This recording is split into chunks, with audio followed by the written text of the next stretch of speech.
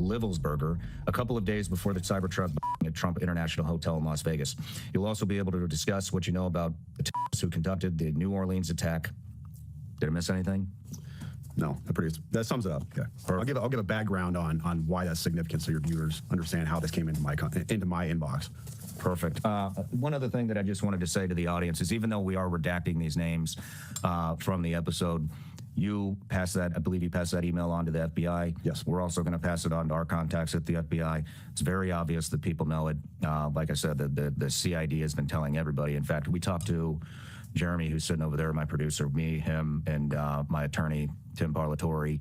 We're up till about 10:30 last night talking to the...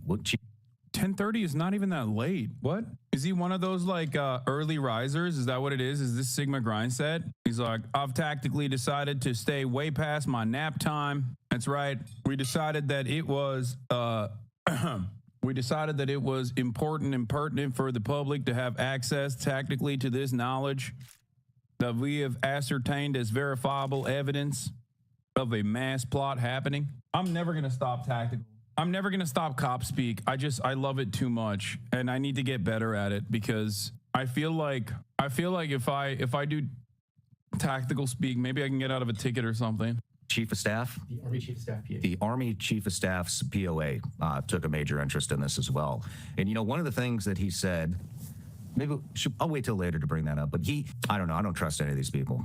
I mean, public affairs officers are there to... I'll keep my mouth. Yeah, create is there to protect the command. Yeah, 100%, nothing else. Yeah, they're not there to shed transparency on anything. They're there to protect the command. Let's recreate what the story is. But you know what's interesting? At these two guys, it's like, and I'm just going to say it. You know what he said? Everyone He goes from my hometown on the call. He said, I didn't talk to him. I didn't want to talk to him. but so had them talk to him. He said, between me and you guys, this guy's DNA didn't match his son.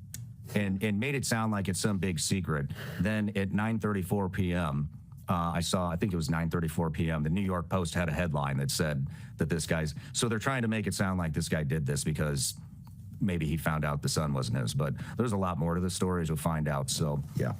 So let's go to you, Sam. Tell me how you got the email. All right. So for context, I've run this account for the last 4.5 years. There have been people in and out writing articles and different stuff, and just investigations, some big, some small, just trying to keep accountability in the military. But developed a robust network within the military, all branches, and people feed into this and send me messages and here and there. Nothing ever like this has ever come in. But well, it started off as comments. So when you have a big Instagram account, you're going to miss a lot of messages because people message, go to hidden messages and everything else. You miss a lot of stuff. Well, I kept seeing this comment on recent posts that I put in there, and it was from this burner account that said, hey, check your DMs, check your DMs, check your DMs. So I go in there and try to find it. There's no message from this guy, hadn't come through or whatever. And then he messages again once that message was opened up. Are you telling me an operator who spent most of his time overseas had a wife who had sex with another man? Oh my God. What a random and unique tale. What? That's crazy. Surely this is the first time such a thing has taken place. I said, hey, your previous messages haven't come through. What do you want to tell me? And he said, what I'm going to send you, now these are literally his words, what I'm going to send you is going to change the course of humanity. That was his phrase, change the course of humanity. Okay, a little bit dramatic. I get these messages all the time. People have this big story they want to tell. They want to expose their command, whatever. I take everything with a grain of salt until I have evidence and proof. So this guy is insistent. He tells me that he is a 18 Zulu who I've spoken to before, and he really needs to get this stuff to me. And then he talks about you. He says, I need you to get me in contact with Sean Ryan. I'm like, I don't know Sean Ryan. I'm not that big. But diverted to media sources, says go to Fox News, whatever else. And I said, all right, tell me what you got. So I give him my Proton email account, give him my signal number. And he reaches out immediately. And I'm going to read this initial message for you because this doesn't have names or anything else on it. But this was his message on Sunday. He reached out and said, like I said, this last Sunday, he said, sending with a VPN active on Wi-Fi only. Do not message me. I will send out updates via both signal and email. But trust me, you're going to want to be involved. Well, first of all, no. I didn't want to be involved. Anyways, and then, so I didn't message. I responded back to his original Instagram message, and I said, hey, I got your message on Proton Mail, and he said, cool, delete this. So I deleted it. That's how I ended up getting this message on Tuesday. So the message that this right here, this manifesto, if you want to call it that, came in on Tuesday. And when I started reading this, my initial take was, okay, this is off the deep end. It's bonkers. I can't validate or verify any of the stuff in this manifesto. And I told him that in a subsequent email. And I'll read that to you later, my response to him. And once again, my response to him elicited, hey, get me in contact with Sean Ryan, Fox News, and he even said Pete Hegseth. Get me in contact with Hegseth. I'm like, dude, I don't have the incoming Secretary of Defense's phone number. Sorry, bro. That's the last time I talked to him. Sean's like, I do. So yesterday morning. What date was that? That was Tuesday. That was this Tuesday. So we're Friday now. That was 3 days ago. So the day before. 30th? Yeah, the day before the attack. I just missed the stuff out of hand. The 31st. It was on the 31st. Yes. In fact, I posted something on and I told your producer about this as well. But this was a post I made on Twitter. I was just trying to be humorous, off the cuff. It didn't mean anything about it. I was just being humorous to my audience. I said, my inbox was especially eventful today. Allegations of war crimes, government anti-gravity technology, and fears about being tracked and watched by the feds. It's always, the world is ending and I have this information that needs to get to the media and never, how you doing, bro? I like that on his face, he made fun of this guy. Understandably so, because it sounds like the ramblings of a madman. But post-mortem, now that it's a big story, and it lands him on the Sean Ryan podcast, he's gonna sit there and act like everything he said was totally fucking verifiable. That's crazy. Like, when he first got the message, he was like, okay, dude, chill. For understandable reasons. Like, that is the normal first reaction to a guy who's like, only us in China have access to like alien-style anti-gravity technology, and it's the Chinese that are launching drones on the East Coast. And once the guy turns around and says, no, I am that fucking dude, I am that crazy, and he blows himself up, only after he's like, oh, never mind, I think this is real. Brother, everything all right? I was just playing off of a meme. It was just supposed to be a joke. That was the body of his email that he sent me. And I didn't think anything about it. I didn't know who Matt Berg was, Matt Livelsberg, or anything else. He told me who he was in the email. He pointed me to his LinkedIn account. I didn't know any of this stuff. And I was just kind of being humorous in my audience. Like, I get these crazy messages sometimes. And then the day after that message, I wake up and the audience was like, hey, Sam, nobody in the community seems to know this guy. Do you happen to know who he is? And I played that for you before we came up here. Just absolute shock. That's how I woke up yesterday. Do you want to play it now? Yeah, excuse my language. I was definitely in shock. Let me find this chat. So, No, while you're digging through that, you know what we should do? I should get that Instagram account from you to see if they messaged any of our Instagram accounts, and we should also get that email address. Deleted it. You deleted it. He told me to delete it, and I deleted it. Okay. Yeah. We should also get that email address and see if they sent it in through the website and see if he tried to contact us. Get that to the FBI. So I'm in a military. Actually do something. Yeah, I'm in a military group chat. Buddy Green Beret Court. He says, at Sam. No, nobody I've asked in the community knows him. You is at 8:46 a.m. yesterday. So I woke up and I said, OF, I'm shaking. This guy emailed me 2 days ago. I'm not playing. And he said, damn. And then this was my response to him at 8:48. I just woke up. I'm fucking shaking, bro. Wait, was that Mike Malak? What the fuck? Cybertruck attacker, note release? Dog, we are literally watching what people are alleging is the note. This is the manifesto. The note is something else. Wait, there's a note? I saw on TikTok. Oh my God. You don't understand. This guy emailed me and told me he was being watched by the FBI and Homeland Security, but they weren't going to do anything to him because he had a VBID. I'm not fucking playing, dude. I have the email. I'm shaking, man. This is nuts. And it goes from there. And I sat there for probably an hour talking to my wife. I'm shaking. I can't even think straight. Like, normal day is shot, and I didn't know what I wanted to do. Do I sit on this? Do I do nothing with it? I've got to tell somebody. I've got to tell the FBI, at least, because this is huge. This is all over the news. And then I was like, well, dude, this guy wanted to get in contact with Sean Ryan, so let me get this to Sean Ryan, see if I can get with him. And That is amazing. He's like, yeah, I'm shaking, thinking, who do I get in contact with? And I think to myself, got to give this to the FBI. But then I'm like, no, fuck the FBI. Sean Ryan is the guy. Under no circumstance do we think that the guy who exploded his Cybertruck could potentially be mentally not all there. That's what I love about the story in general, is that not a single person is going, hey, hold up, maybe the fucking 15-year touring special forces operator who had a litany of, complications at home could potentially be, I don't know, mind broken. No. We only thought that before he blew himself up. Now that he blew himself up, it seems that he had actually arrived at anti-gravity technology. I had a buddy who knew your producer, and we went from there. But Wow. You want to read the email? Yep. So this email came in on December 31st at 10:42 a.m. That is Tuesday. He said, in case I do not make it to my decision point or onto the Mexico border, I am sending this now. Please do not release this until 1 January and keep my identity private until then. First off, I am not under duress or hostile influence or control. My first car was a 2006 black Ford Mustang V6 for verification. What we have been seeing with drones, he puts that in quotes, he says drones, is the operational use of gravitic propulsion system powered aircraft by most recently China and the East Coast, but throughout history in the US. How you doing? Only we in China have this capability. Our OPSEN, that's Operations Center, our OPSEN location for this activity is in the box below. China has been launching them from the Atlantic from submarines for years, but this activity recently has picked up. As of now, it is just a show of force, and they are using it similar to how they use the balloon for SIGINT and ISR, which are also part of the integrated comm system. There are dozens of those balloons. Chinese weather balloon veers off course due to limited capabilities of navigation. And this guy is literally saying that the balloon was actually a show of force by China.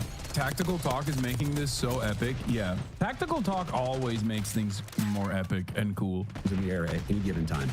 The so what is because of the speed and stealth of these unmanned aircraft. They are the most dangerous threat to national security that has ever existed. They basically have an unlimited payload capacity to target over the White House if they wanted. It's checkmate. U.S. government needs to give the history of this, how we are employing it and weaponizing it, how China is employing them and what the way forward is. China is poised to attack anywhere in the East Coast. I've been followed for over a week now from likely Homeland or FBI, and they are looking to move on me and are unlikely going to let me cross into Mexico, but won't because they know I am armed and I have a massive V-bid. Let me pause right there for a second. So he says a massive V-bid. When I was talking to the FBI yesterday, they didn't know what a V-bid was. I mean, actually, conspiracy theories against Activision make more sense than theories about Activision. The shadiest, weirdest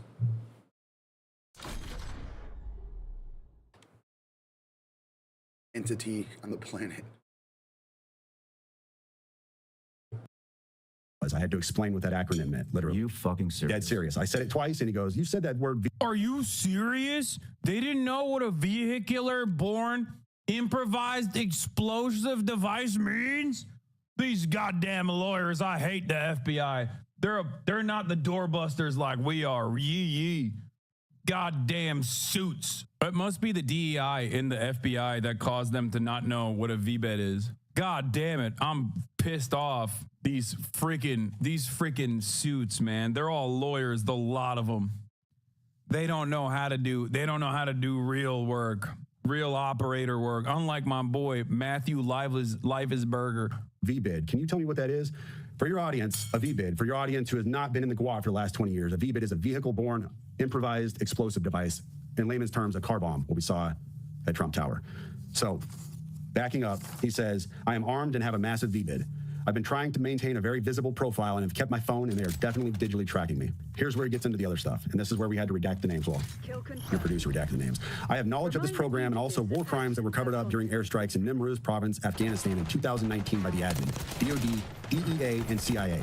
I conducted targeting for these strikes of over 125 buildings. 65 were struck because of CivCast, that's civilian casualties, that killed hundreds of civilians in a single day. U.S. FORA continued strikes after spotting civilians on initial ISR. It was supposed to take 6 minutes and scramble all aircraft in CENTCOM. The UN basically called these war crimes, but the administration made them disappear. I was part of that cover-up with U.S. FORA, an agent, redacted, of the DEA. So I don't know if my abduction attempt is related to either. I worked with redacted IO staff on this as well as the response to redacted commander at the time. Redacted can validate this. You need to elevate this to the media so we avoid a world war because this is a mutually assured destruction situation. And he says, for vetting, my LinkedIn is Matt Berg or Matthew Littlesberger, an active duty 18 Zulu out of 110, the 1st Battalion 10 Special Forces Group. My profile is public. I have an active TSSCI with UAP, USAP access. What is USAP? Do you know what that is? I don't know what that is. But I checked his credentials on LinkedIn. So that was the first thing I did. I went to his LinkedIn page. First thing I noticed was all of his bona fides were in place. He has all the UAS training from USASOC and everything else. And so I said, okay, at least the guy knows what he's talking about with drones. That was a very rough dig into the guy. But my issue was I couldn't validate or verify any of this information. And I told him that. And how I responded to him was in a subsequent email. I said, I said, this is obviously a very big deal, but I don't have anything to verify this information with. Talking about gravitic propulsion systems without evidence just makes me another UFO talking head. Like, I'm not going to go on my social media page and start talking about UFOs and anti-gravity systems. And everything. I don't know what you're talking about. And he said, can I get on Fox News Contact on Signal as well as Sean's show? Hegseth would be good too. That was his last message to me. Wow. Yeah. You know, the thing is, what is a gravitic propulsion system? To be honest with you, it is a fancy term you're going to find in science fiction. You won't find it in any, as far as I know, you won't find this in any kind of official manual or, scientific research. This is all science fiction. So, but what struck me is what strikes me now, not then, but what strikes me now is his use of a very specific term and nobody else call it. If you asked me, I would say an anti-gravity propulsion system. That's how I would describe it because I don't know this stuff. He said gravitic propulsion system. We looked that up last night too, and all we could find was same thing, science fiction type stuff. But, there are some things that line up. One is, like I'd mentioned, well, let's talk about the guy's story. Obviously, he had a BBID. Obviously, he was in the military and served. And the thing that he was talking about in 2019, we pulled a report. This is from October 9th, 2019. UN report find alleged drug facilities were not lawful target airstrikes caused significant civilian casualties. The United Nations Special Report, which examines the impact on civilians of the United States airstrikes on alleged drug processing facilities on 5 May 2019 in Afghanistan, determines the operation caused a large number of civilian casualties. The report also examines the legal framework applicable to this incident. In June 2019, the UN Assistance Mission in Afghanistan, together with representatives of the Afghanistan Independent Human Rights Commission, conducted a site visit to areas impacted by the strikes in Farah Province, Bakwa District, as part of its extensive fact-finding into the 5 May incident. The UN verified 39 civilian casualties, among them 14 children, 1 woman, from multiple airstrikes on more than 60 sites that the United States Afghanistan identified as drug production facilities in Bakwa District and in parts of neighboring Delaram District of Nimraz Province. They were eliminating the competition, dude. They were like, only we get to produce drugs in Afghanistan, you sons of bitches. What do you think you're doing? Moreover, the UN is working to verify credible reports of at least 37. Yeah, also, the DA wasn't actually wasn't Afghanistan. I know. I'm not joking when I say only we. JSOC. When I say we, I mean JSOC. Only we get to produce opium in Afghanistan, not you.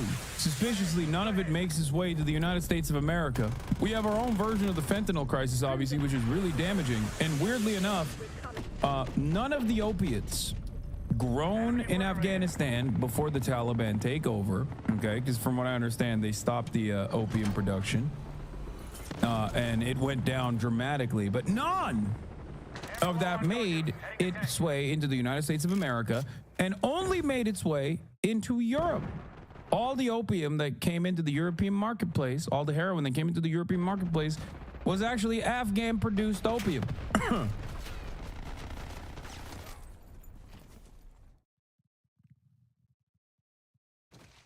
So, having said that, could the part of him talking about covering up war crimes in Afghanistan be real? Yeah, no shit. I do think that it's probably real.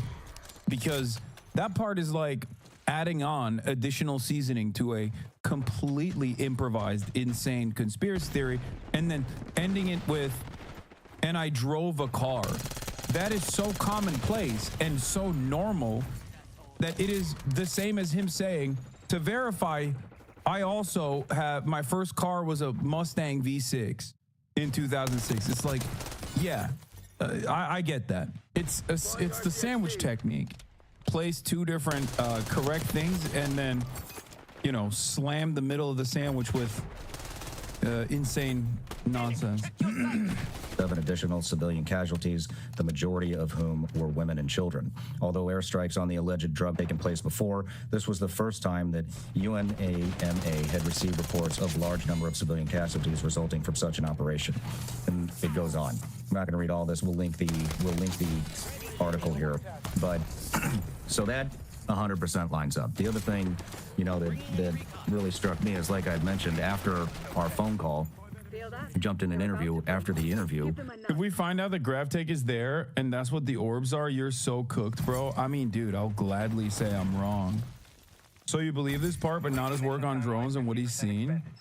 No, I'm the one who brought up that he was supposedly working on drones in Germany. I don't know why a special forces guy would be working on drones. It's not like he has an engineering background. He's just a fucking doorbuster, but Checked my phone, and I had several Green Berets, former Green Berets, one still active. Actually, I'm just going to say it was Tim Kennedy. this guy, wait, he just keeps revealing. He's like, I'm not going to say it. Fuck it. I'm going to say it. Tim Kennedy. Sent me a message late last night about 9 p.m. and said, hey, I should have brought my phone up here, but hey, basically that the use of... Didn't Tim Kennedy just recently get outed for just like also being a fabulist? It's so funny because like virtually all these guys that write books about like their exploits almost always come out to be lying. They're serial exaggerators. Mick Huya is another great example. Sean O'Neill, who weirdly follows me. I don't know why. SOC wants to give me more context on what had happened on this guy. And so first I wasn't going to take the call because I don't trust the government anymore. I don't think anybody does. But I was on the phone with my producer, who was a naval surface warfare officer, and my attorney, Tim Parlatore. They said we should talk to him. So I called Tim, was really pissed off, reamed his ass about it, and then later apologized. But, you know, I think you said you had mentioned that you had received a message from somebody that says nobody's heard of this guy. Tim sent me a picture of him shooting with this guy. And I don't know if I should release that photo or not, but Tim... He's like, but I don't give a shit. Tim basically told me this. So I got the POA's number, the public affairs officer, sent it to Jeremy and Tim. He talked to them. And what they wanted us to know was that this guy was an upstanding soldier, an excellent operator, was moving on, was moving towards retirement and moving on to basically enhance the future of warfare. They wanted us to know that. Then the PA officer, sounds like almost jokingly said, which I don't know why you would joke about this, said that, oh, and between us, which why the fuck would a POA officer say between us? I mean, if they didn't want us to know that information, then they just wouldn't have told us that. But they wanted us to know, obviously, that the DNA with his supposed child was not a match. And so I think what they were trying to do is basically make this out to be, oh, this is why this happened. He got bad news that that's not his child. What's really interesting and funny about podcasts like Sean Ryan's and all these like ex-CIA guys, they're popping lately. They're all over the place, is that I just don't trust them at all. I feel like if there's a guy who's still a Fed, it's these guys. This way they get to capture the attention of a lot of the conspiratorial-minded people, okay, and then just like steer them in whichever direction the federal government thinks is an appropriate vector for conspiratorial mindset, and not like dangerous things that are actually dangerous for the federal government. Like there's no way you can convince me that a guy who's like worked with the CIA is like a contractor is just now a former Fed who hates the government. I just don't believe it. I don't trust anything that these guys say, which is funny because all of those like cynical conspiracy brained guys who traffic in a number of different rabid conspiracies will literally just only listen to these dudes and think these guys are the bravest truth tellers out there. And it's like, dude, if you're a conspiracy guy and you're skeptical of the government, why would you ever consider a Fed to be a truthful person? I will never understand that. I don't understand it. I will never understand it. I think it's very strange. And so that's why he did it. But with all the other context. Don't you think this show so far is just LARP? I think it's half LARP and no, it's there's a lot of LARP for sure. Especially with the 2019 incident, which was obviously a cover-up. I think that has a major role in this. The other thing is... Because we already have a track record of what happens when you are a real whistleblower. Okay? You don't have to look any further. One of them has been on my broadcast, Chelsea Manning, and the other is not allowed on U.S. soil, Edward Snowden. Okay? When you're an actual whistleblower, you face tremendous repercussions. You don't get to go on a freaking podcast, you get killed by Boeing or you get killed by ChatGPT, allegedly. You know, you either die mysteriously and the coroner rules your death a suicide by gunshot, 8 shots to the back of your head. That's the way. That's your method of execution. I mean, not execution, your method of suicide. Or you have to live your life in exile in Russia. Or you have to live in a consulate building in a non-extradition country for the rest of your life as they openly fantasize about executing you and only let you live basically, many, many years after they've ruined your life. Julian Assange. So I don't know. I feel like if you're like a real whistleblower, opening the book on these government conspiracies, shining a light on these government conspiracies, you're not going to have one of the most popular podcasts out there. The only person I will say that, I trust, despite their background of being around federal, being around the CIA and being trained by the American military, is Brace Belden, as he did, go to Rojava.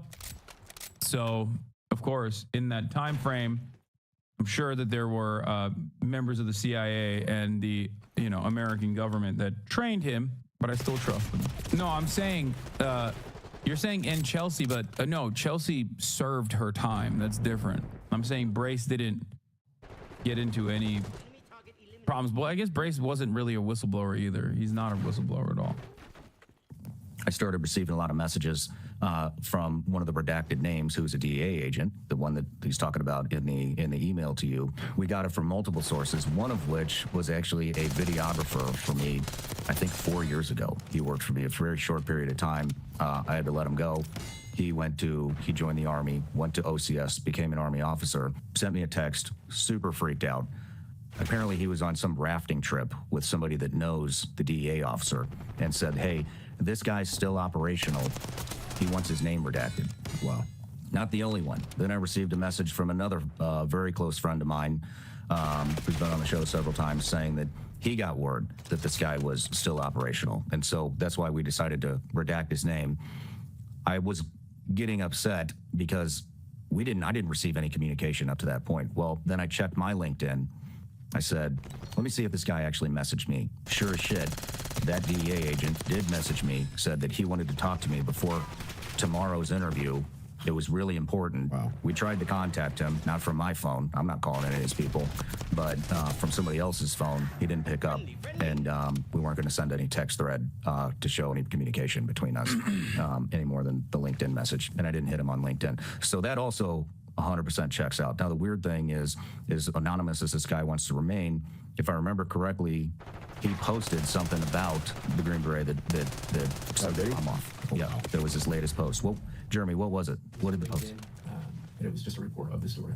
It was just a report of the story. So, very interesting how all this stuff is lining up. What do you think?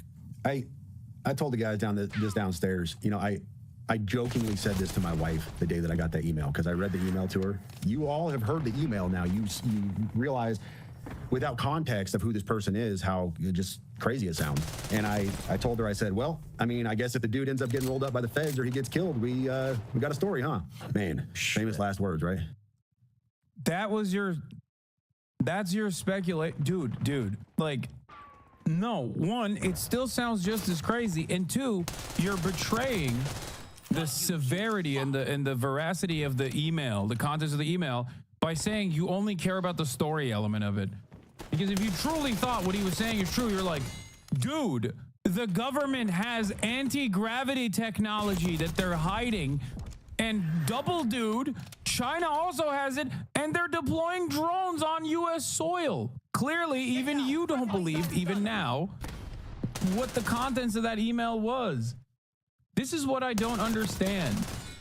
Elon called you a stupid idiot? Oh, hell yeah. Do we get, what did he say? Here, give me roll the clip.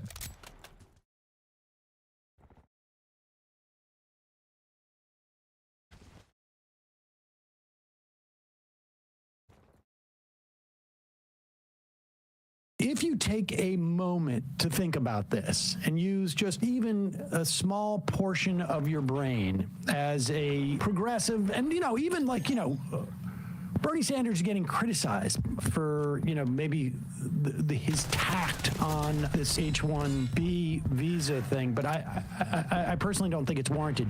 But you'll notice that he's not really saying I'm siding with one or the other, because the racists are not complaining, the xenophobes and the ultra-nationalists, they're not complaining about H-1B visas because you're disempowering these workers, that you are exploiting these workers. That's not why they're complaining. They're complaining because you're letting non-traditional Americans in the country.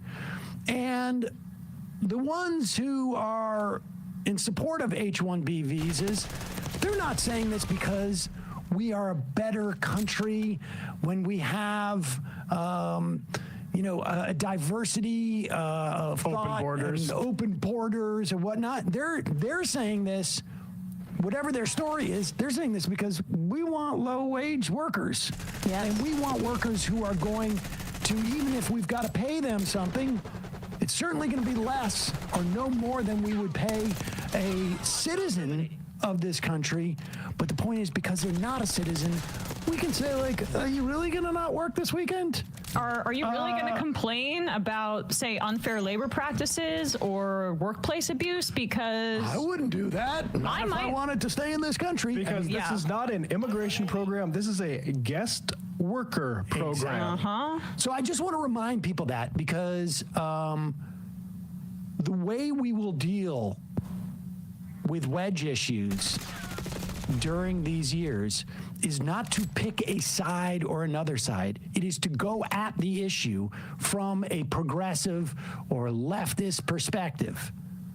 Anything else is literally your perspective on politics is less sophisticated than, I don't know, watching the NBA playoffs and rooting for a team that's not from your city.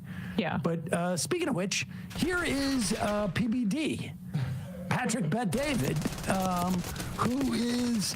He's going to value-tain us so much. Right? You're going to get so value-tained by this guy. He, of course, came out in favor of the H-1B visa position of Vivek Ramaswamy and Elon Musk, because, of course, this is a guy who also made millions of dollars exploiting people. And he is pro-exploitation of people. Part of this, to me, is like when you think about when Dallas Mavericks bring Dirk Nowitzki or Luka or Giannis or all these players that are coming from the European system here, and Kobe would always bash the AAU system in the States. And he came from the Italian, he played... he learned how to play basketball, the fundamentals in Europe. Why do they translate from that league? It's results. So my only concern with this argument is... Wait, I'm sorry. Okay, so Kobe was criticizing U.S. development programs. That's been an established fact for quite a while in the NBA. Matt, correct me if I'm wrong, but that's like the Euro step was revolutionary in that way, the fundamentals from the way that European players played, but they came over here because they can make the most money. And they also are free to leave if they need to. Yeah, Kobe wasn't told, like, hey, if you don't like the Lakers here and you get sick of Shaq and want to trade, you're actually going to have to go back to Italy because we don't want you anymore. But we're seeing, like, for the WNBA, for example, some of the players who were drafted even high in the WNBA went over to play in Europe because the pay is better there, because the WNBA is so exploitative. But also, this isn't using the NBA or the WNBA is not apples to apples, because we're not talking about incredibly unique talents. We're talking about stuff that is imminently learnable and is teachable and part of like a basic education. Yeah. You don't need to have some literally 1 in a million skill set to have these jobs and to qualify for these visas. God. Leak, it's results. So my only concern with this argument is, yes, keep the jobs in America. Yes, give the jobs to American graduates. Yes, make it competitive here. And if some of these guys are coming here that are the smartest people, why not keep them? Why not recognize them? Why not respect the fact that they create? Pause it. That is also not the argument. Yeah. I say yes. Let's keep them here. Right. And let's give them all of the labor rights that we would give an American citizen so that they cannot be, despite the fact that they are so unique and so talented and so intelligent, they cannot be exploited by their bosses with this looming threat of being kicked out of the country. And if this was a issue of talent and they're coming to the United States because they are going to get better compensated, and this is the situation where all these coders or all these people working for tech companies need to come here, so like you're not getting paid like you would be in a European league, you're getting paid NBA salary, then they should be paying them the equivalent of what an NBA salary would be in a tech job. But we just showed what Warren Gunnels put up earlier, which is that they're making like $57,000, $60,000 a year, with on top of it the threat of their boss deporting them if they do something that pisses them off. It's just a matter of like, even the salary, you can't do apples to apples, because if you're if you have the labor protections of American citizenship, you can say to your boss, dude, I'm not working this weekend. No, my hours are not 8 to 8 every night. I'm going to take a paternity leave. I'm going to take a maternity leave. You see this in the financial papers all the time. They're talking about how Elon Musk is able to get like such productivity out of his workforce. And I would suggest that this is a massive part of it. It is this sort of, and American corporations in general, they have an advantage because they can coerce people into these sorts of situations where they have to work more for them. And in the NBA, they're all in a union. Yep. Oh, sorry. Make it competitive here. And if some of these guys are coming here that are the smartest people, why not keep them? Why not recognize them? Why not respect the fact that they create jobs? One of the tweets, I said, our founding fathers, a guy responds back and says, those are not your founding fathers. Guy posts a picture of the Shah of Iran, says, that's your founding father. Oh, so funny. But that tells you what, part of this, there's nationalists and there's white nationalists. White nationalists, Vinny, don't want people like us here. I know. They just don't. White nationalists are a very different model. And they can have that argument, but this got very ugly very quick. Yeah, no, you're spot on with the they can have their white nationals thing. Oh yeah. So everybody that you've been hanging out with and pandering to for the last 4 years, the entire political movement that you've assigned yourself to, turns out they're a little racist. This is like when Sam Harris realized like all his followers on Twitter were Trump fans, and he's like, wait, what happened? Right. You mean my Islamophobia didn't nurture the same all the people who were meditating in my Twitter follows? They're still calling me a Jew in my replies. What is this? What I thought they just hated the Muslims. We were on board with that. That was fine. And I have we have more of this, Bradley, or Didn't they just move on? They kind of move on here, but I got an older clip of Vivek Ramaswamy here. But the thing is like, so that no surprise that they've been pandering to racists for this long. But it is. PBD later says it's maybe about 5% of the guys that are the white nationalists. Whatever. Maybe that's a low ball. I'm not sure. But I also think there's a huge part, and Trump wouldn't have won without the people that actually look at it from a labor perspective. The actual issue here, issue that Vivek was speaking to in October 2024. Here is this, if I got the right clip here, Bradley. A lot of the people who have come here through the H-1B system would tell you, as I would, that it is just a broken system no matter who you're seeking to serve.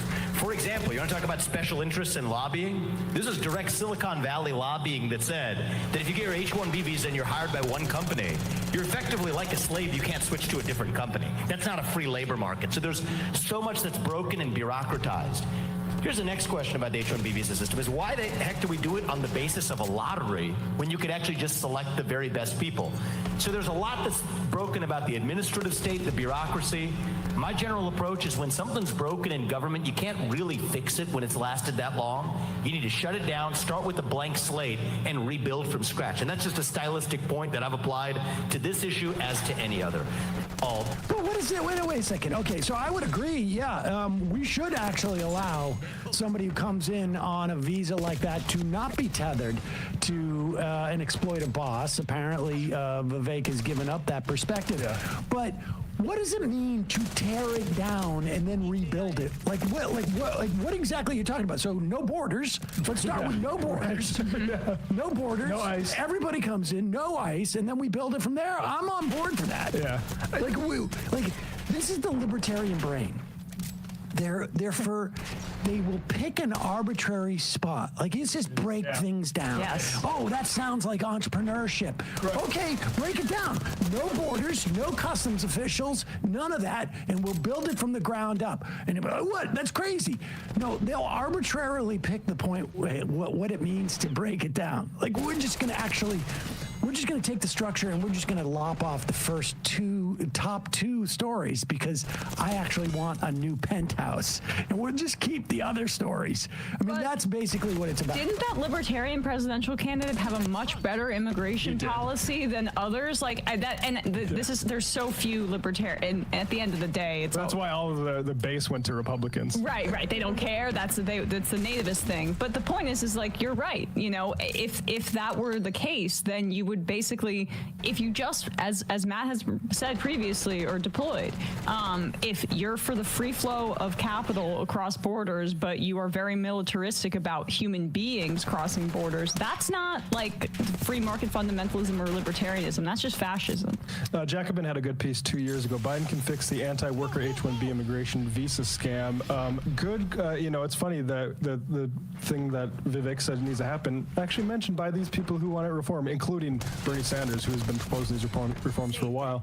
Close the loophole that incentivizes outsourcing, raise wage rates for H-1B workers so they match U.S. standards, ensure U.S. workers have a legitimate opportunity to apply for jobs open to H-1B workers, investigate rampant wage theft, which is a big problem with H-1B workers because they don't have any rights. The Department of Labor can do a lot better job on this stuff than they're doing. Yep, and then final point, and allocate H-1B visas by prioritizing the most highly skilled workers rather than through a random lottery. So everything you said. And highly skilled means basically they want to hire whoever they can to exploit. Really, I mean, it's possible that there's, like, say, a surgeon who knows how to do a specific thing, or very highly specialized information on even technology. But if that's the case, then their wages shouldn't be suppressed and give them citizenship. Yep. Yeah. And you had referenced this yesterday. I want to play this clip just to remind you, you can be against both people in here because of the motivations of both of them. Here is a classic clip of Ann Coulter interviewing Vivek Ramaswamy as he ran for president. This is just like a little exercise. How do I look at this? Know that I agree with neither people here. To correct you a little, this is on his show that he started after he dropped out. So this is in August, but this is the exact ideological lines that is manifesting right now with this H-1B debate. And this is how she opened the interview with him, if I remember correctly. Yes. And that's why I brought on today somebody who I think has some thoughtful perspectives on the future direction of our country, of our conservative movement, and on this question of nationalism and national identity, somebody I've been fascinated by for a long time and have interacted with on social media, but for the first time we're having at least a live form conversation in the offline sense of it. It's Ann Coulter. So Ann, thanks for coming on, and I'm looking forward to our conversation today. Me too. Thanks for having me. That was a fantastic opening monologue. I too am a fan of yours, so I'm going to make a point of disagreeing with you so that it will be fun. You are so bright and articulate, and I guess I can call you articulate since you're not an American black. Can't say that about them. That's derogatory. And that was a great opening segment. Lots of things to talk about there. Oh, and I agreed with many, many things you said during, in fact, probably more than most other candidates when you were running for president, but I still would not have voted for you because you're an Indian. We'll get back to that. Wow.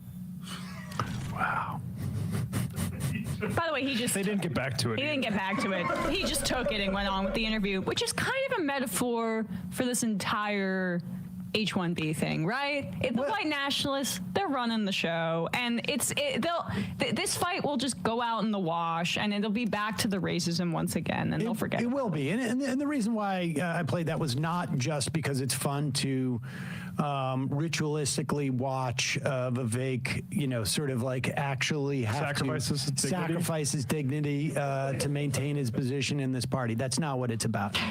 The reason why I do that is like, we can watch that and say, Ann Coulter is a horrible human being.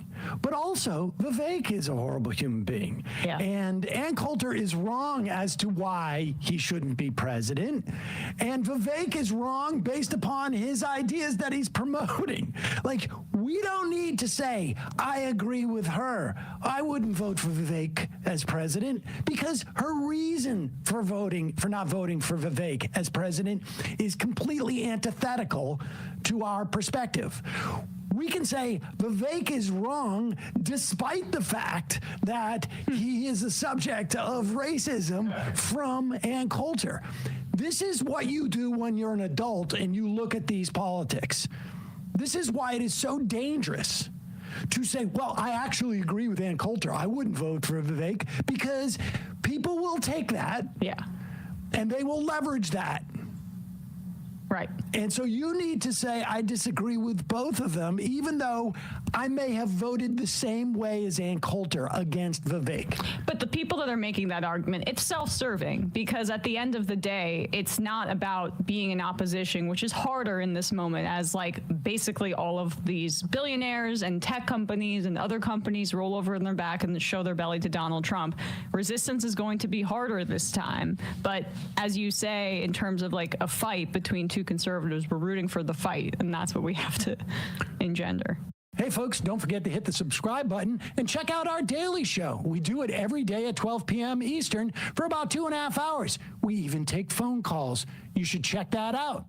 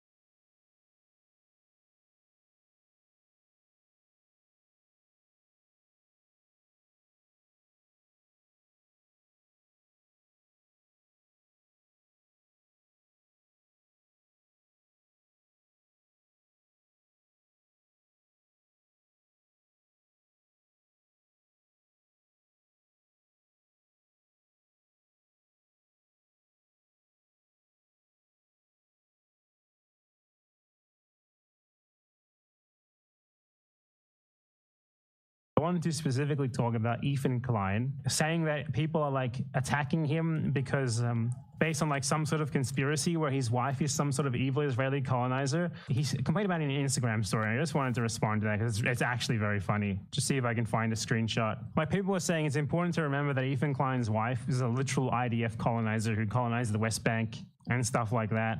So someone said on Twitter, Ethan Klein and his IDF wife, God knows how many war crimes she committed and now lies about it and says she was just a secretary. And attached to this is literally her in the IDF holding up and posing with a weapon, and another picture that identifies her as wearing the badge of a corporal in a combat unit. And then his response is, these people do this schizo world-building fanfic where he lays a Zionist super soldier war criminal. Okay, I just want to correct you there. Real quick. There's no such thing as a Zionist super soldier. Israeli soldiers are legendary for their cowardice, for shitting their pants, for wearing diapers, for specifically seeking out children to fight because they are afraid of actual militants. Okay? So, no. A Zionist war criminal? Absolutely. Super soldier? No. Definitely not. So, it's not a schizo world-building fanfic or whatever. There's literal evidence in the tweet that you're responding to. It's right here. She talked about on your podcast about how she went around in a Humvee in the West Bank and like hunted terrorists, as she called them. Like, what are you talking about?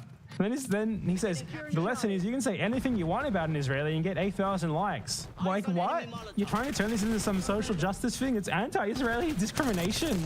To say that this woman was in a colonizing military and provide evidence of that. Anti-Israeli discrimination. Joining the colonizer terrorist military is a part of my culture and my identity. You're not allowed to say anything mean about that.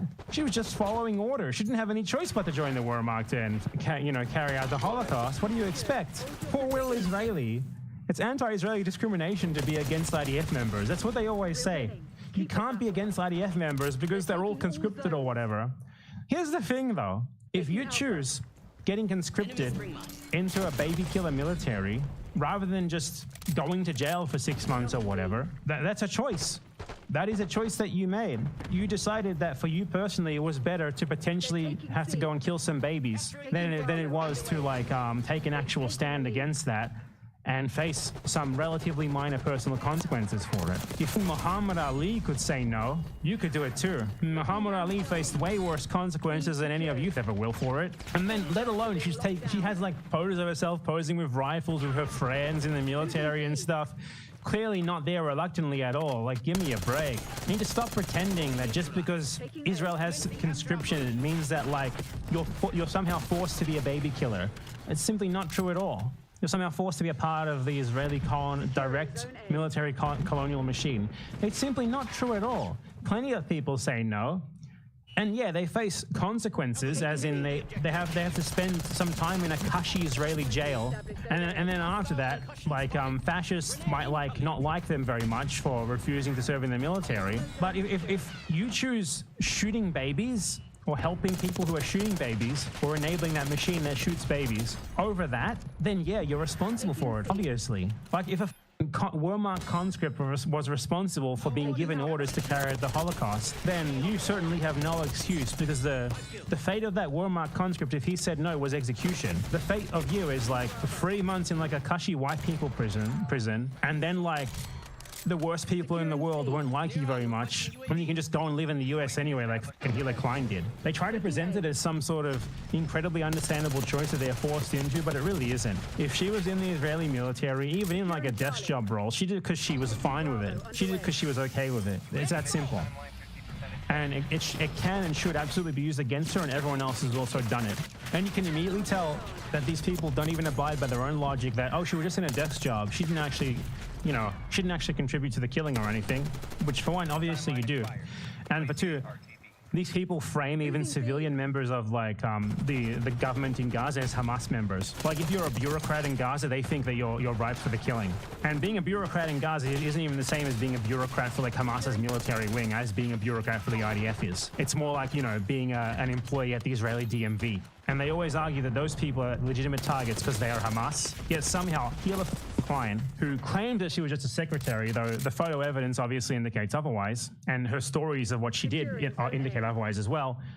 Even if we accept that she was only a secretary, she was still an IDF bureaucrat who willingly joined to enable the baby killing, even if she didn't carry it out physically herself. And if there was someone who was in the same situation in Gaza, they would be like, that's a terrorist. We have to kill them. They deserve to die. Stop pretending that you don't understand the problem here. You do. You just don't think there's a problem. You just don't think there's a problem because you just want to legitimize it no matter what. And yeah, she was in raids and patrols and stuff. She's openly said that she was. So the idea that she was just a secretary is obviously absurd. It's ridiculous, the persecution complex these Israeli motherfuckers have. Get out of here. You're not persecuted. You're not discriminated against. People are just pointing out real things that you actually didn't do. Just like it's not anti-German discrimination to be like in 1950 and be like, hey, you were a member of the fucking SS, man. Give me a break.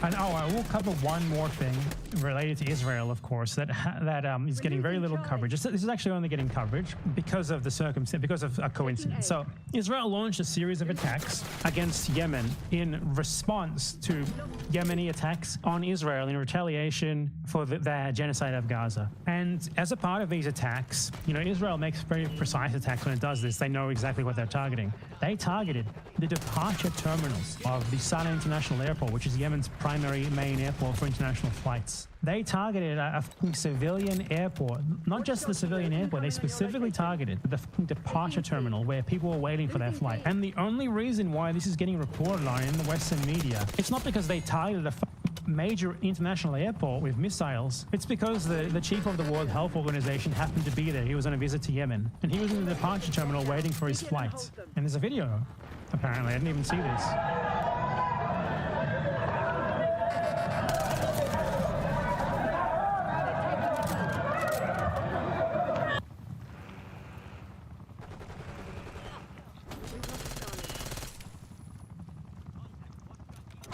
So the chief of the World Health Organization is in Yemen working, doing World Health Organization stuff.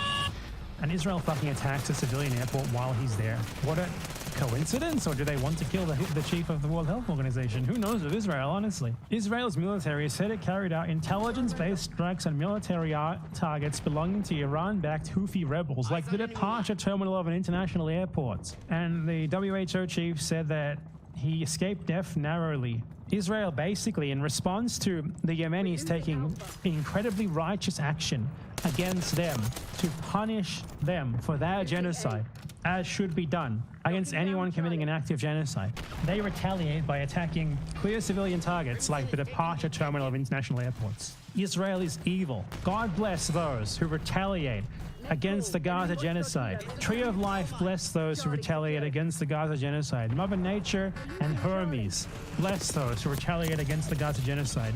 I am sure that What If Altis would agree with me on that one. What was his name, like Ray Fund or something? Rudyard, what a name, dude. That's sick.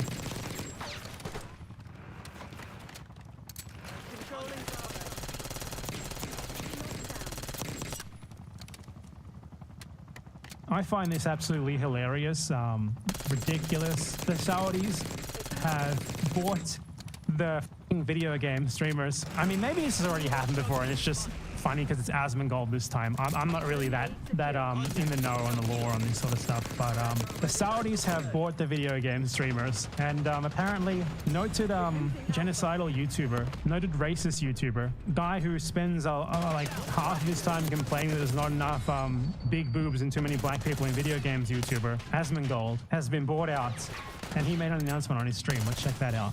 It's culture in Saudi isn't like that anymore. You'd be surprised. That's why I wanted to go.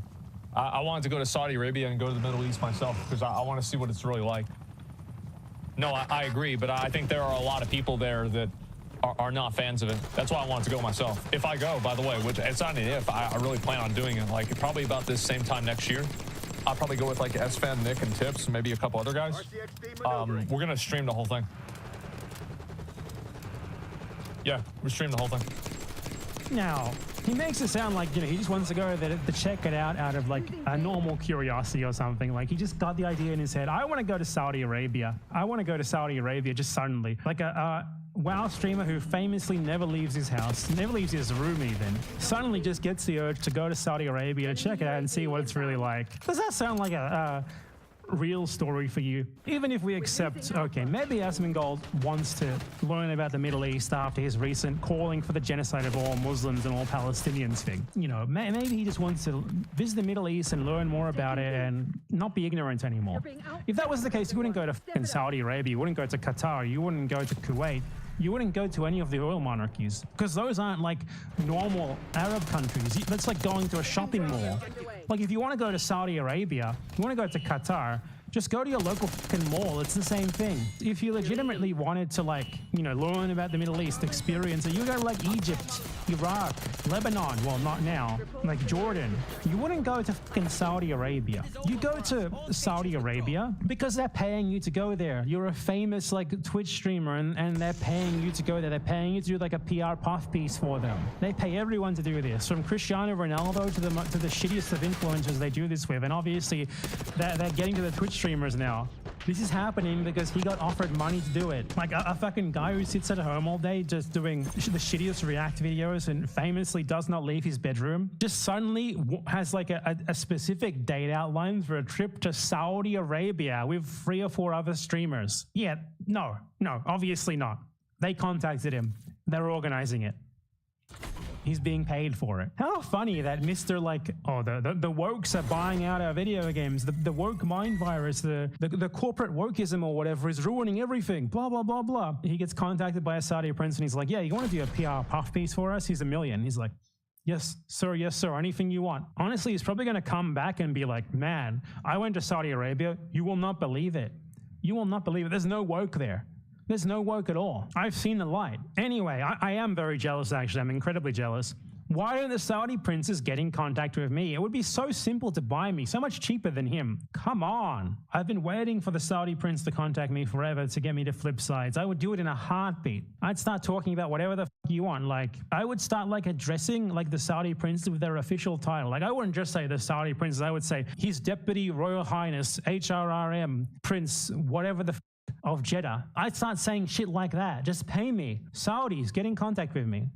But until then, I will denounce you for doing it to Asmongold and not me. It's not fair. The world isn't fair. I'm so depressed. Let's like bet on what they're actually gonna do there. Someone mentioned Neom, which is like this Saudi like planned city, which they displaced like thousands of people forcibly to build. They're trying to make like basically like an international westernized tourist destination full of high rises and malls, like they've already done 10 times before. Isn't the line Qatar or UAE? Neom is an urban mega project in the Tabuk province in the northeast of Saudi Arabia. Is the line the Saudis? I thought the line was no. The line is the Saudis as well. Okay. Sorry, I forgot. I got my my Gulf oil monarchies mixed up there. I think it's one of two things. They're gonna give him like a guided tour of either Neom or the line, or maybe both. And if I'm right, if this actually happens and they do it, and that happens, please come back here because it's so predictable. You get like an all expenses paid Saudi propaganda trip. You are going to like the in construction one of those crazy places like the line or Neom, one of those dumb mega projects where they're going to convert like the site of a bunch of previous villages into like a generic like westernized gigantic shopping mall with like luxury apartments and high rises there. So mark my words. Mark my words. They're going to get paid to go to Saudi Arabia and go to Neom or the line. Or both. When it happens, refer back to this video. Clip it, post it everywhere. I predicted it.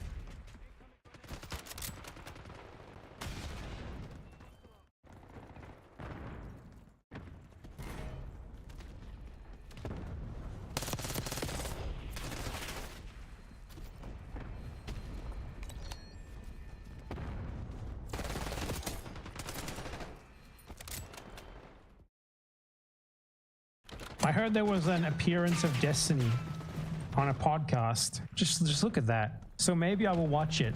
I mean, it's 47 minutes long. I'm definitely not going to watch all of it. I want to hear about Palestine from the mouth of Destiny. Please welcome streamer and political commentator. By the way, just before we get started here, I want to emphasize that Destiny shared sexual videos of many people without their consent with like his fans. Something that Destiny does apparently often is like he looks for people from his community who are like already like prone to like him and like targets them, and he like pays for them to be flown out and have sex with him.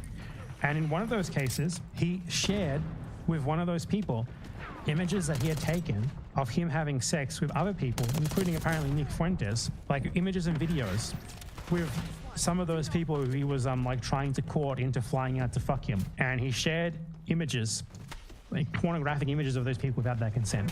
Pretty sure that's illegal, and he should be held to account for that as soon as possible. Anyway, with that out of the way, I just have to mention that just to make sure that we don't let him get away with it. We're going to mention it anytime that he's mentioned ever now.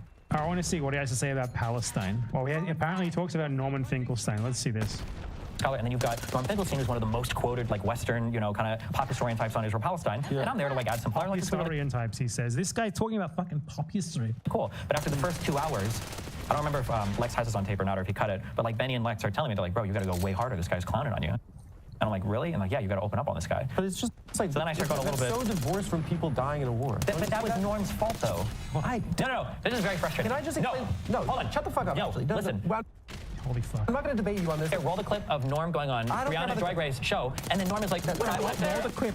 Does he think this is his show and he can just tell him to roll the clip? I was just going to laugh at him the whole time. And that was his whole plan. Yeah, I mean, doesn't he say in this that he never read books in his life?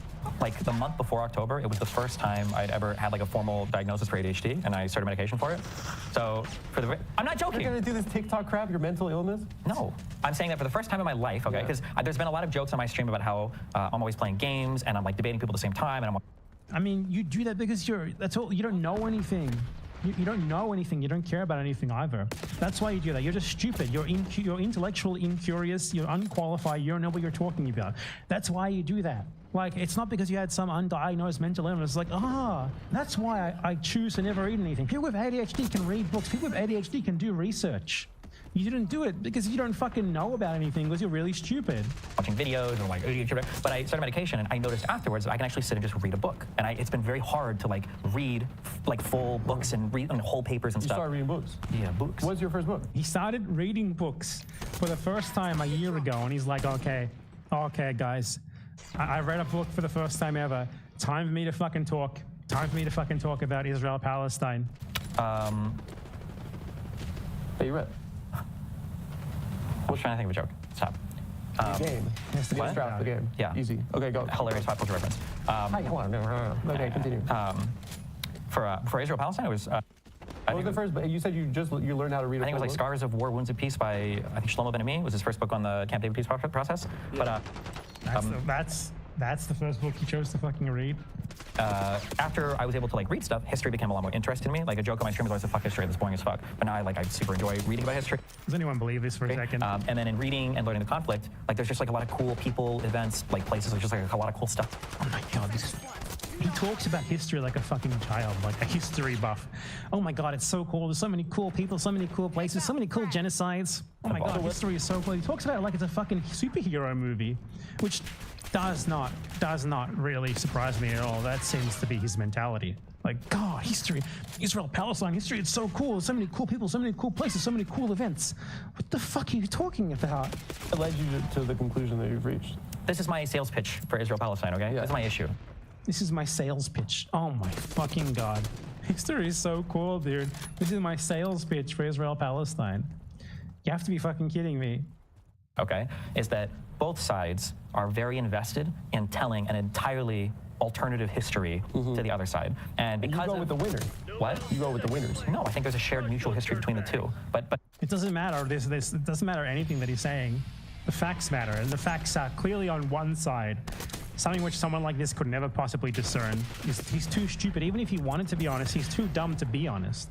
But the people on the far sides of this don't like to acknowledge any of the shared stuff. The shared stuff. There's nothing shared about it. One group was expelled from Palestine by the other group. For instance, in 48, right? I understand why the Jews would want to leave Europe after the Holocaust and everything else, and after they got promised from the British in 1917 with the Balfour Declaration, all this. I understand that. But I also understand if you're a Palestinian or an Arab, why you want to fight these motherfuckers coming in. They've made a bad bet. Seems like. So the people who left Europe after World War II were justified in going to Palestine, and but they don't really deserve blame for it, for victimizing these people who had nothing to do with what was done to them. They don't deserve blame for it, and these experiences are the same. No, they're not the same. Leaving Europe after World War II was already over, by the way. After it was over in most of these cases. To go and systematically massacre and expel an entire other people, how are those things the same? How is leaving Europe in that case the same as being systematically expelled by those people? It's not. Especially given the fact that the people who were systematically expelled had nothing to fucking do with it. You talk about shared history, shared trauma. There's nothing shared about that. One group did that to the other group. The other group didn't do shit to them. They weren't leaving Europe because of what Palestinians did to them. We look today, it's a pretty good bet, no? No, because the objective of Zionism is to keep Jews safe, and in that sense, it's been a failure because they're at war the whole time. Yeah, the wars that they're winning, though, right? I don't think that's the objective of Zionism at all. There's winning wars. As in the country still exists, and there's not millions of Jewish people being murdered. What do you mean? I mean, there aren't millions of Jewish people being murdered in other places either. How does it make sense to be in a state of perpetual colonialism, perpetual conflict, and then argue that you're doing it in the name of the safety of your people? What is safe about joining the military and fucking murdering people who are then like forced to fight back against you. What's safe about that? Colonialism is violent. It's inherently violent. It breeds resistance. How is that safer than just living in fucking New York? Safety for this guy is like having the freedom to massacre other people on an ethnic basis, I guess. And being Jewish justifies it. That's how they are. That's what their beliefs are. Being at war and people dying in wars is not like keeping people safe. I think that if you were a Jew and you just come out of the Holocaust, and then you could go to a country that's at war for 80 years. No one in Israel just came out of the Holocaust. People made Aliyah before that. Oh, you're trying to really trigger me. Okay. What do you mean trigger? Okay. The majority of the Jews that were there by 48 were probably from Europe. I agree with you, right? First, second, third, there was a ton of aliyahs for people. Yeah, for people coming over. After 48, in every successive war, there was a huge migration of Jews from surrounding Arab states because people get mad. Yeah. So today, the majority of the people living there are of Middle Eastern descent, right? Is it worth having like a democracy? How does any of that change? Even if we accept everything that he's saying here is true, how does that change anything? How does that change the equation? See this. If you're of Middle Eastern descent, that makes massacre and expulsion and colonialism more acceptable. Based on ethnicity, where in order to maintain it, you have to maintain a majority, naturally, right? The sad thing is that probably most democracies are built this way. No, they're not. He's just making shit up. Most democracies are like ethno states. No, they're fucking not. Just aren't perceiving it because you don't have that same kind of I'm American, bro. Yeah, you don't have the same pressure. Like even the United States. You don't have the same pressure? Like what? Pressure from the people who you massacred, displaced, and actively still colonize and genocide today? We don't take more than, and of all the immigrants legally we accept per year, no more than 7% come from each country. That's not the point I'm making. The point I'm making is if you're going to establish a Jewish state, right, you have to establish a Jewish majority. Sure, It's going to be a democracy, right? Yeah. And so, like, there's a demographic issue if there's just as many Palestinians. Yeah, there is. That's why traditionally they didn't capture the West Bank and the Gaza Strip, and after 67 they did, and it fucked shit up a lot for them. This is not like two sovereign groups of people. Like, what is he even trying to say there? He's just like, yeah, what you're saying is true, and he's just like recounting it as if it's like a sort of a neutral thing. Like, yeah, they have a segregated ethno state where they keep millions and millions of people without citizenship and terrorize and massacre them periodically, and also actively steal their land. You know, just kind of logical, I guess. That are at war with each other. There's a power imbalance, and if you ignore that power imbalance and you say that there are two sides to every story, then you ignore kind of the political reality there. Okay. I understand your view. I think that your view is super wrong. Why? Because you're only accounting for one side, and you make it seem like it's so obvious. Like, who's why am I counting? It's just like an emotional argument, I guess, based on like the feelings of the Israelis. You have to take their feelings into account and just ignore the actual facts. For one side. Because you're saying that it's so simple for who the wrong side is here, when it's not. Both sides. I didn't say the wrong. Yes, it fucking is. Oh my God, no fucking wonder this guy does not debate me. He's having trouble with a fucking comedian. Wrong side. Generally, as soon as you're out of the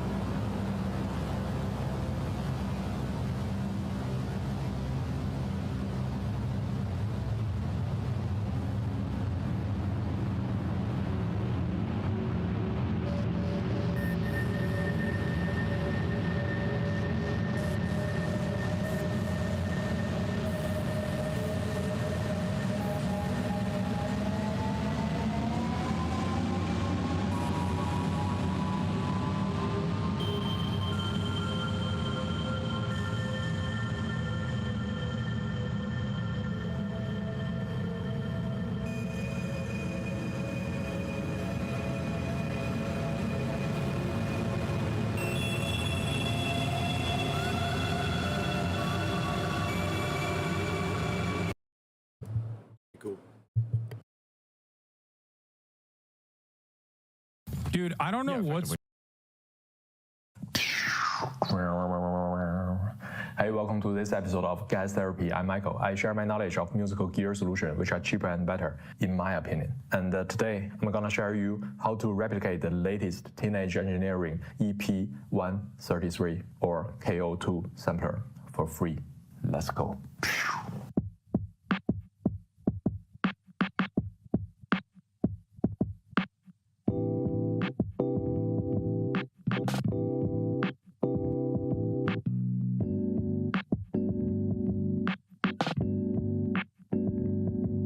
Time after time, gear manufacturers release new hardware gears with limited functions, which you can get everywhere for free. And then they send them out to really creative influencers, letting them make music and video just to trigger your purchase and then make more money. And after you bought that gear, doodled around a little bit, realizing that you're still not good at making music and thinking about quitting on it, they release another new gear. So here comes our new sampler, the EP133 or KO2 from Teenage Engineering. But to be honest, after watched a lot of review videos, I found that there is nothing from this gear can trigger my gas, the gear acquisition syndrome. At the first glance, it looks good and interesting, ticking all the boxes. But after digging into the workflow and the features, it is just so complicated and not intuitive to me. Although it's only $299 on paper, not as expensive as the OP1. But when it comes to my country, the final price will definitely come up to at least $400. It's not like I couldn't afford it. It's because if I buy it,